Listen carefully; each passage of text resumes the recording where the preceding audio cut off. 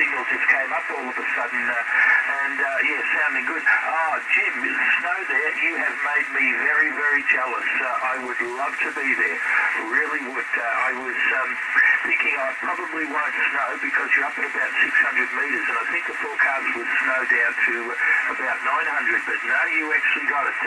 Love the snow. Hey, I lived at Mount Dandenong for a while, and we got snow a couple of times a year. The only problem with it was the kids would wake up at 6 o'clock in the morning on a Saturday, you know, all excited about the snowfall.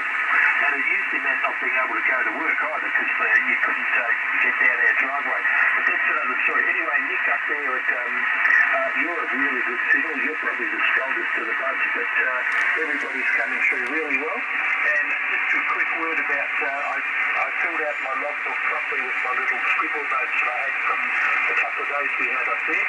I logged 25 contacts, 13 of them were PX, 6 to the USA, 1 to Canada, 1 to Russia, and 5 to ZL. So I think I can call it a qualified success. Your beam, Jim, it definitely worked because it was super directional, but what a pity in the afternoon the path for everything changed, and it looks like it needs to be around the other way, even though we'd reversed it. But we certainly proved that the thing worked. I'm just sorry I didn't get any booming contacts for you.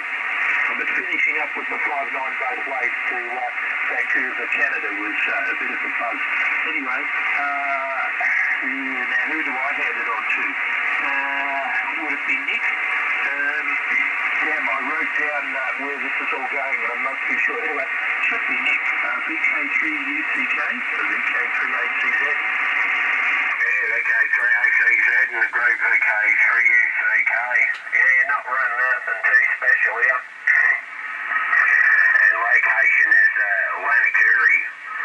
Yeah, I'm basically in between Bendigo and Maryborough. So, yeah, I built a fan dipole about a month or so ago. I thought I'd better replace my 20-odd-year-old dipole that was up. So, it seems to work alright. It works alright on 80 and 40 there. Do you think I can get it to tune on 20 though? Doesn't like 20. But I'll get there eventually. Yeah, what was I going to say? Yeah, VK, yeah, they're alright for holding. They're 253. I'm presuming it's probably a manual car. So that'll be worth some bucks in a while. That's for sure. The local police officer over this way. He's what's he? I think he's got a factory VL with a 308 in it. Yeah, a few car heads over this way. But yeah, so we'll go for a blast over to Logan there and have a look. It's generally a good turnout. So well, obviously they didn't have one last year, but the year before we went, all good. Alright, I'm gonna bow out, so I'll leave you gentlemen to it. Top of the morning to one and all on the frequency, and enjoy the rest of the day, and we'll catch you when we catch you, I suppose. VK3AMN and the group VK3UCK. Cheers. Yeah, VK3UCK and the group VK3AMN, trying to hold a video camera at the same time I'm trying to talk, so I'll put a little video up of you guys, of your audio coming through to me, and I think the whole lot of you should get a shock on how clear you are. You're absolutely crystal clear. You're banging the needle right across on the dial here, and it's easy as hell to listen. But I'm sorry to say that I've got distractions outside. I've got these birds running around outside here, and I like birds, and I've got a distraction. And I've got quite a few of the birds sitting on the campfire. I don't know, you know these campfires they have in the camp areas now, they got the pole in there and the barbecue plate that swings around, and the bar, it hangs a couple of chains on top. It's got one of them on the campfire over here, and we've got the plate turned away from the fire, so it's probably only about 1.5 foot, 2 foot out of the fire. And we've got birds landing on the plate here, and they're actually standing there watching the fire, you know. So that's how cold it is. And Peter, it's not true snow. We've only had sleet. We've had the snow falling and, you know, the floating down, but melting when it hits the ground. We've had no actual white on the ground, but believe me, it was bloody cold earlier on, and as long as the wind's not blowing, I love it, but when the wind gets up, I don't like it. So I'm very, very seriously thinking about pulling the pin today. And as I say, FAAJ, Marcel, if you can, just let Leo know that we won't be here. I don't want him to drive all the way up and come back. I don't think he's coming, but he said he might come, so it's a good idea just to let him know. Oh, that's why the birds are gone. Greg's got up. He's walking over near the fire. That's why the birds are gone from the fire. I couldn't work out why they all took off. But anyway, it's a hard life camping, I can tell you now. Us old blokes, you know, it's really hard for us old blokes. You know, it's really, really difficult. I'm just videoing Greg now stoking the fire, so I get a few photographs of Greg. I was a bit slack the last couple of days, you guys up here. I never actually got the camera out and walked around and videoed you all, which is very, very slack. I normally get a few feet of everybody, but I didn't do it this time. But anyway, it's all good fun. It's all good fun. Life is about getting up and enjoying it, and if you don't get up and enjoy it, you might... Hi guys, and we're at Stringybark Creek camping area, and as you can see, I'm under the veranda here, and it's virtually on the verge of sleet. Not quite snow yet, but very, very close and very, very cold. It's about 2.1 degree at the moment outside here. Got a little bit colder than that during the night, but just to let you know, guys, that I have finally mellowed and got a little soft, and I bought myself a basic camper trailer, and I've been in there now for the last few nights in these cold, rotten nights, and we've had some pretty heavy storms go through, and I'm quite impressed with it. So what I thought I'd do is I'd just give you a quick show around. It's a bit hard at the moment. It is on the verge of another virtual storm coming through, so it's very bloody cold, and the fingers are killing me, so it's a bit hard to do the camera, so if I don't shake too much, I apologise right now.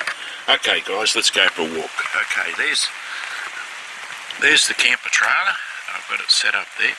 Here's the trailer part at the front. It's only a 6x4.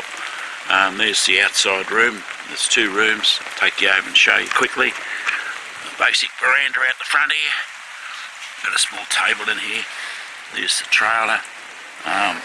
Needless to say, the dog is with me, but it is cold, and we'd never guess where the dog is. And just to really upset the guys that know me, I've got a 12-volt electric blanket running on the bed here, so that's why the dog's still in bed.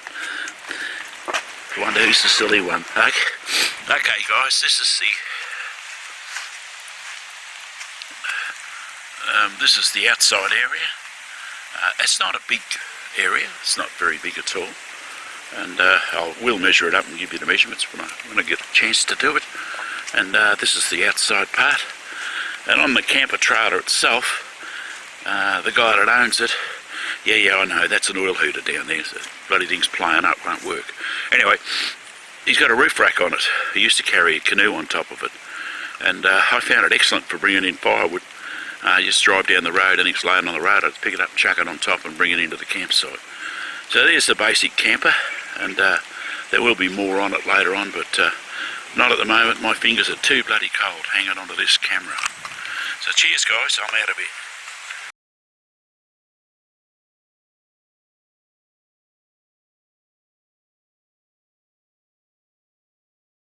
And this is the famous site of the Ned Kelly ambushed by the police, or they ambushed the police, or the police ambushed them, depending which story you want to read. And this is the first sign. When you come across in the Stringybark Creek camping area, there's a walking track that comes across here, and it's probably only 100 feet, 50 feet or something, so it's not that far.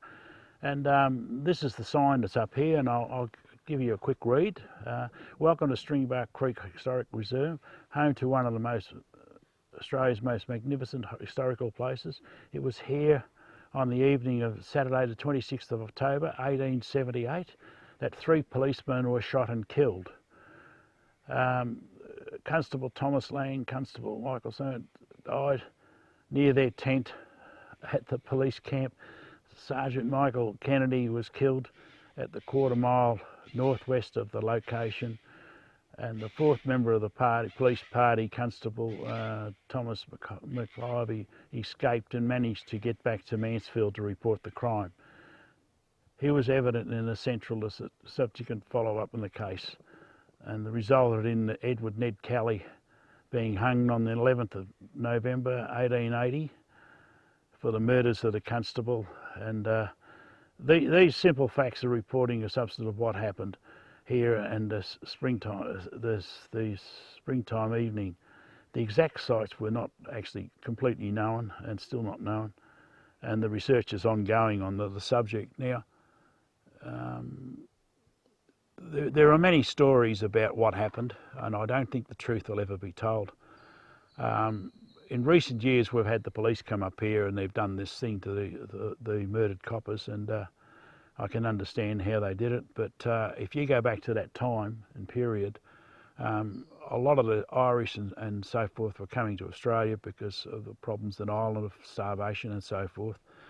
And misfortunately, which is still going on somewhat now over in Ireland, is the orange and the green, or the Catholic and the Protestant problems.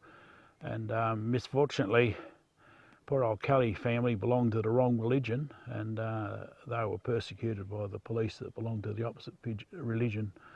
And that's not actually publicised very much, but it's like the old saying with all victors, remember, who wins the war writes the story, and of course their story is true. And misfortunately, it doesn't matter which side of the fence you stand on, even today, there are misfortunately crooked police, and there are misfortunately crooks still robbing and stealing.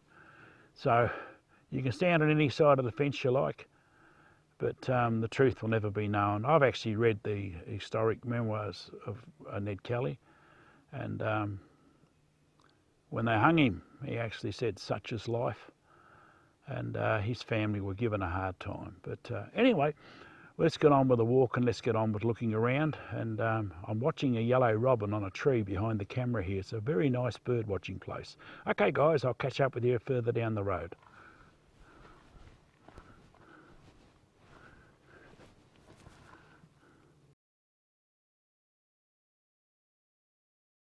It's a very nice walkway. There's steps and so forth, handrails up and down the hills, and it's an old gold mining area, so you've got to be careful you start crashing through the scrub here, because there are mine shafts everywhere and you're liable to fall and get killed.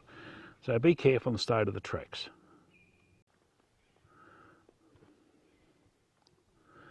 Okay guys, if you have a look, there's a lot of these signs set up here, and I'm not going to sit here and read them all. But it tells the story of the Kellys and the search for the Kellys, and it tells a bit of the story about them.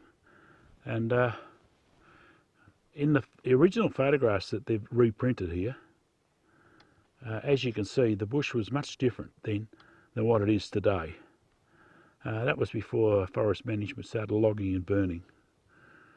Most of the photographs, the country doesn't look anything the same today.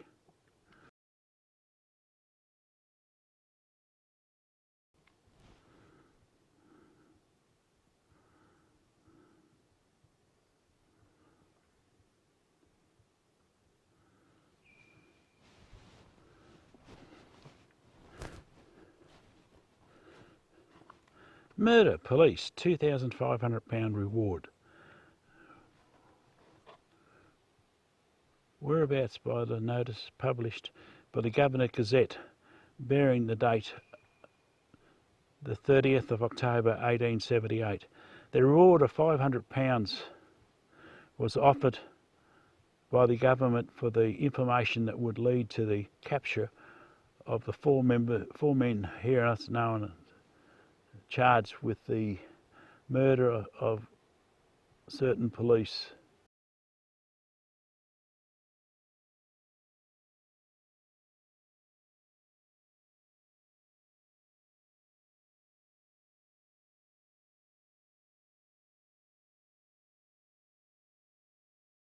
Hunting for Edward Carey, £500, £1,000 notice, and here I've given the reward of £1,000 will be paid by the governor to such information leading to the capture of the Edward Kelly, and £500 for each of the other offenders of the gang. This notification was the 30th of October 1878.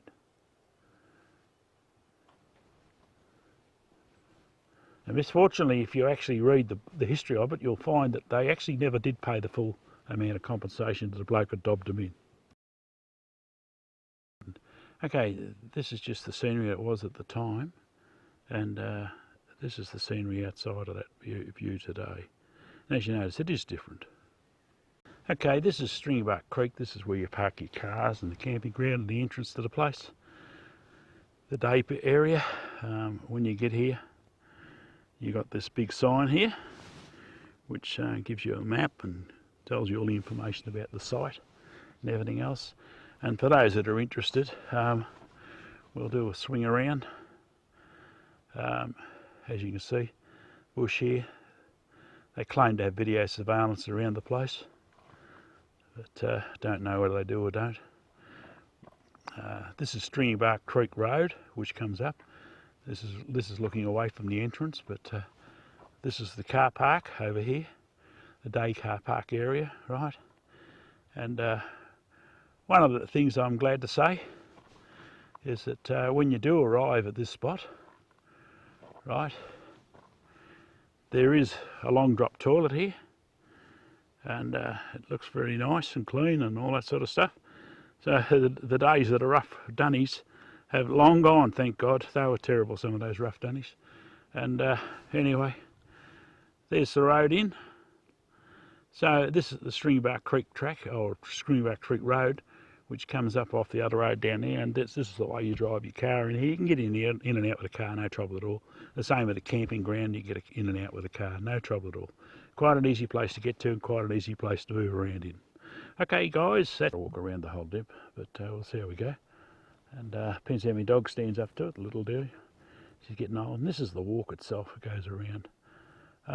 Not a well-defined track, but a reasonable track. A few ups and downs, and the remainders of a few mine shafts and so forth along the edges. So carefully walking, looking what you're doing. You won't break your neck. Long way from home if you do.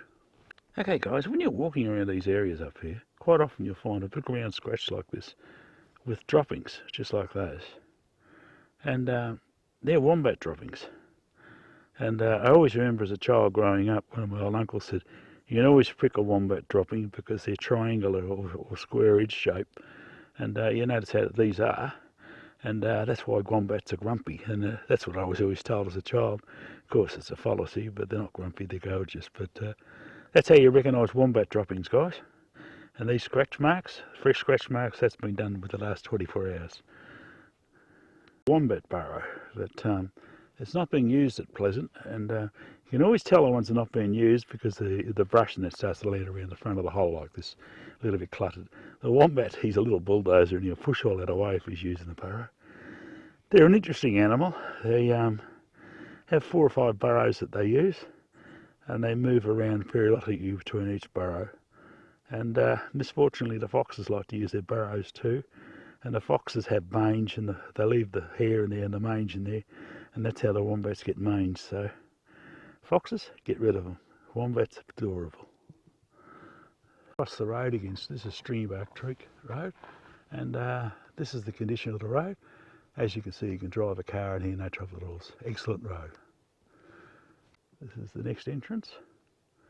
And we'll keep going because I'm enjoying this walk. It's beautiful. on. And at the moment, we are at that point there. We just crossed the road there. So we've got this button to go back down here, and you cross the road again, then you come back to the campsite. Okay guys, we'll keep going. Various signs up here, it tells you the story. And anyway, this is the death of Sergeant Kennedy sign. And if you have a look at the bush around where the sign is,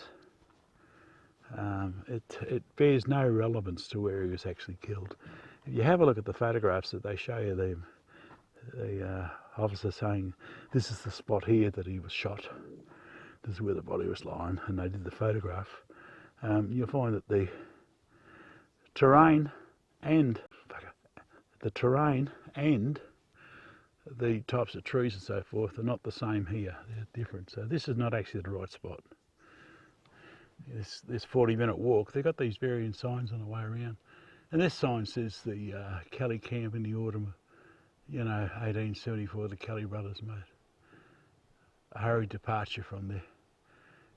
Greta, after the first Constable Fitzpatrick, the charges were escalated against them, as well as horse stealing and £100 reward for warrant for Ned Kelly for attempted murder of Constable Fitzpatrick and others at the hut. So, misfortunately, the side that won the war is the one that writes the story, and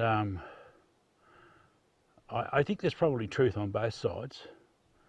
And the Kelly gang were pushed into the situation of having to steal and rob, nick horses and so forth, and to survive. Their mother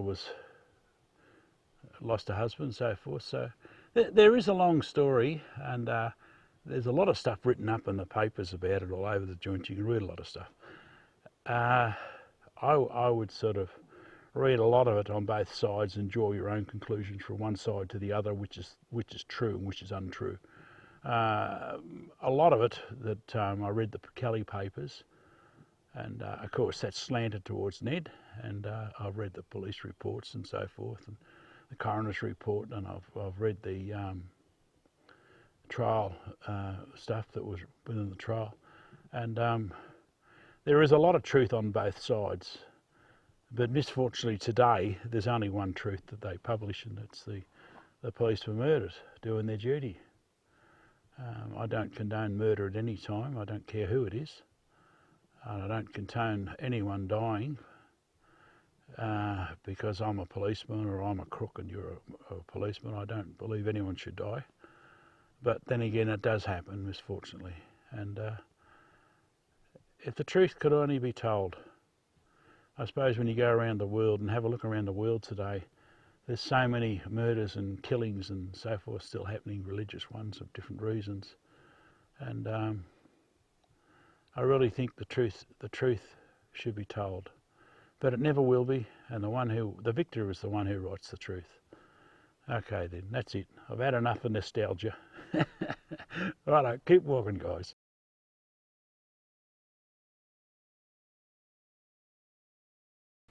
Okay guys, we're at the second roadway crossing now, and the last one I was on the road was there. Now I'm on this road intersection here, and we've only got to go back there, back to the Ned Kelly signs and so forth.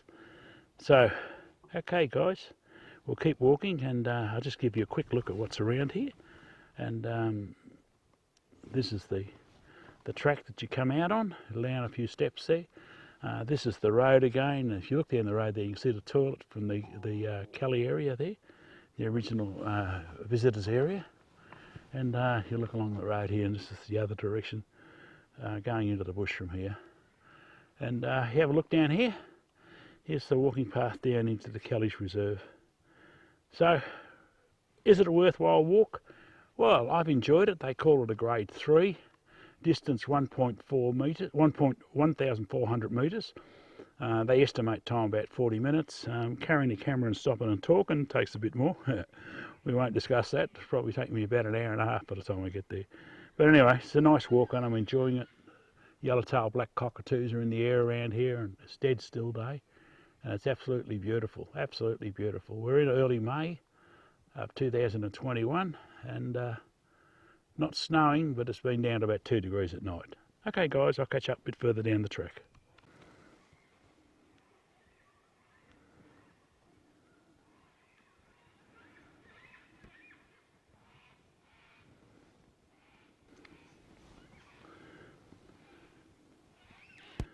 Okay, there's the post at the tree where the Ned Kelly helmet was put in many years ago. There's this sign, and you can sit and read it. It tells you about the monuments and marked and trees and so forth. And when you get down to the bottom, you finally get to that place there, they show you the photograph of the tree that, a bit hard to get it in camera, where they had a sign nailed on the tree talking about what happened there. And there's yet a memorial there in the city, and in Melbourne, worthwhile reading. And that one's at Mansfield. Sorry, at Mansfield, the monument at Mansfield for the police. And a bit of a story being told. But anyway, for all those that are seriously interested, at the what I call the ghost of Ned Kelly tree, and I'll take the camera up the track in a moment, a bit further away, and take a picture and show you the size of this tree. It's a beautiful big tree. And this is just about the end of the walking trail now. Very shortly we'll be back where we started. Yellowtail black cockatoos in the background. The juveniles have left breeding and they're flying around in a pack as the juveniles do. So if they drown me out, you know what they are. So okay guys, is it a place worth coming to? Yes, the camping area is excellent. The drop toilets are excellent, and very, very family orientated.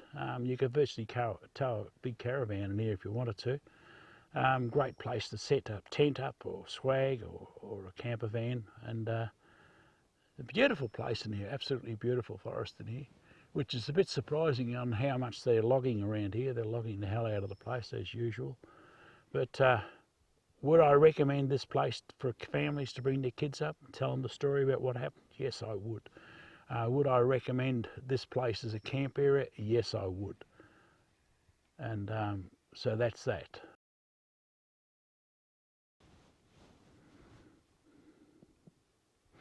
Okay guys, that's the Kelly tree. I'm back a few feet now. And as you can see, she goes up. Well worth a sticky beak. Okay guys, this is a great walk at this time of year in May for fungus. Look at these, aren't they magnificent? I've never got very good on my fungus, so I can't describe which ones they are. If anybody recognises them, you can send me a message. I'm quite happy to respond to it. Yeah, lovely spot. Valley walk. And it was a nice loop. It's a nice easy walk for most people. If you don't like steps, there are a few steps on the walk which will be a bit hard for some of the older people. But if you'd like to come here but you really don't want to do the 40-minute walk because it's a bit far, when you come in, the road and car park's up behind me here, and you'll come in, you'll see this circle with all the stonework and signs and everything else. If you go to that direction there, which is your left when you're coming in, that's the way the walk goes, and that's the 40-minute walk, comes right around. Now, when you get back here again, you come back from this track over here on the right. Now, if you just want to see the Kelly tree, and where the thing's stuck in, and you can't walk too far, come in here and turn right, and go the wrong way and walk up that hill there. It's probably less than 5 minutes. And it's only a very mild grade, and up there it just goes up around a corner, and I can actually see the tree through the forest that's got the Ned Kelly helmet on from sitting here where I'm sitting now. So if you're a bit frail, don't want to walk too far, or you've got little kids that don't want to walk too far, you can take them up to the right there and you'll go to the Kelly tree and see the helmet nailed into the tree, and it's what I call the coast of Kelly. Okay guys, I'm out of here. I've had a great walk. I've had a great time up here. I'm glad I come back up here. It has changed a lot in the 60+ years since I was here, but it's still a magnificent place, well worth coming up. And if you do come up, read the history of Ned Kelly, but read all the things. Read both sides of the story.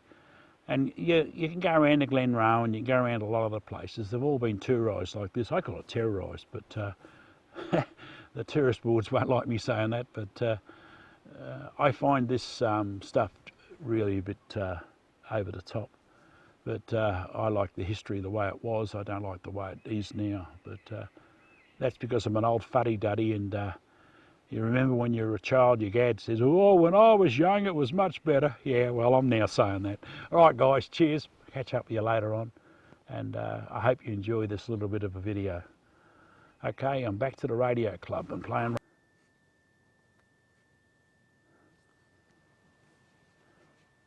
Okay, guys, this is how I remembered the tree many, many years ago. I remember going to see the Ned Kelly and the date and everything else on it. And as you saw with the tree nowadays, that's pretty well disappeared, and there's only a bit of that there now, so you can't really see as much as you could. But yep, worth the walk, worth the sticky beak.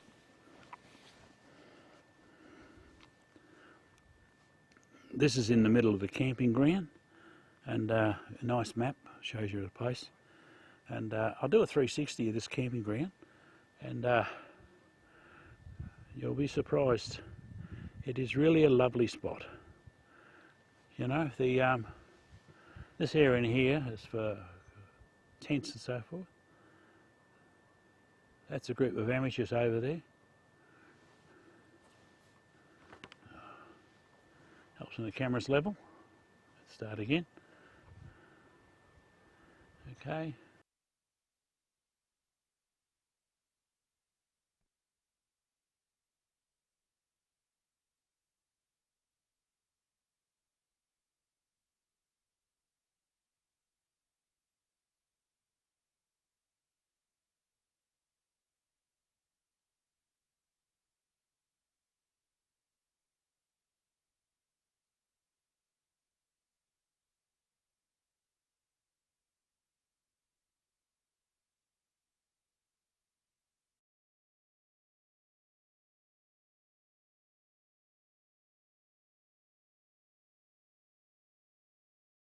It.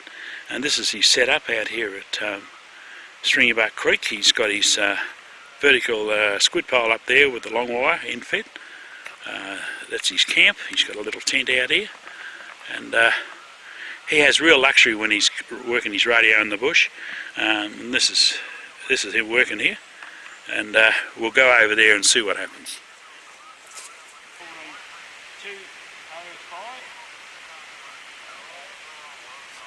Coming in. As you can hear, the audio out here, the audio out here is nothing like you get at home. This is why we come out in the bush. There's no background noise whatsoever. Not until I turn my chat back to you.